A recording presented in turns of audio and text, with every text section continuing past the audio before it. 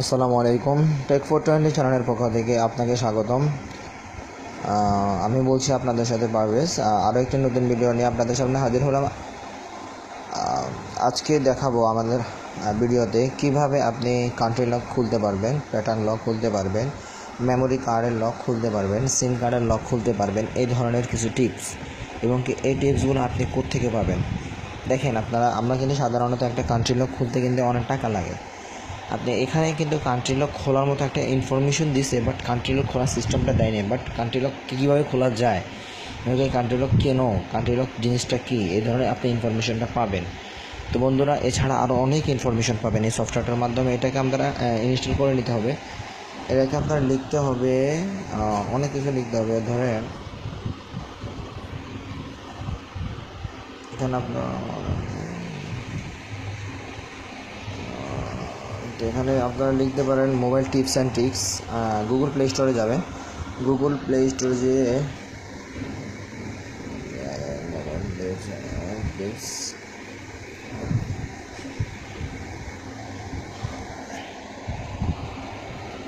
এখান থেকে আপনারা এই যে সরি এটা না,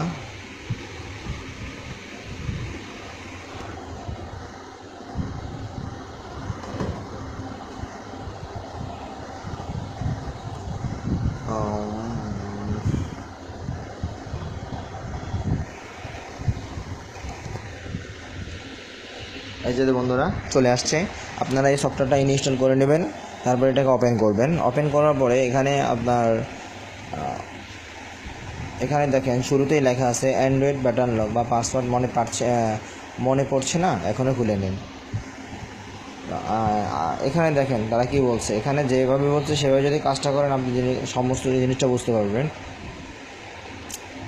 তো অনেক হেল্পফুল একটা প্রোডাক্ট, অনেক হেল্পফুল একটি সফটওয়্যার। এই যদি আপনি ইনস্টল করে রাখেন অনেক কাজে লাগবে। ধরেন আপনি একটা জিনিস ভুলে গেছেন, যে করতে পারতেছেন না একটা, তো আপনার কাছে একজন ব্যক্তি আসছে একটা জিনিস করতে, যে আপনি সেই জিনিসটা জানেন না, কিন্তু আপনি এই সফটওয়্যারের মধ্যে দেখছেন সেই জিনিসটার কাজটা কী।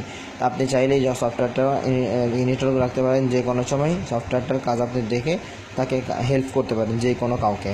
ঠিক আছে, এই ধরনের অনেক অনেক টিপস রয়েছে। এখান থেকে আপনারা অনেক ধরনের টিপস নিতে পারবেন বন্ধুরা।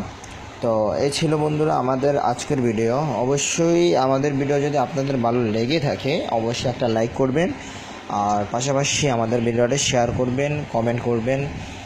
আর আমাদের চ্যানেলটি এখনও যারা সাবস্ক্রাইব করেন না অবশ্যই চ্যানেলটি সাবস্ক্রাইব করে রাখবেন।